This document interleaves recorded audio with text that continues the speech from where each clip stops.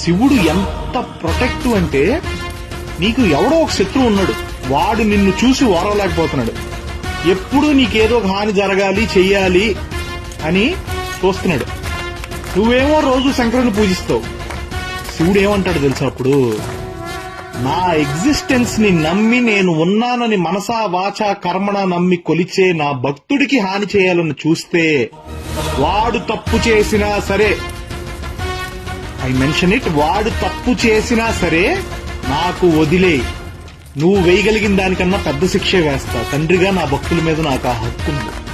అలా కాదని నువ్వు వాడికి హాని చేయాలని చూస్తే ఏదో ఒక రూపంలో వస్తా, ఖచ్చితంగా నిన్ను చంపేస్తా.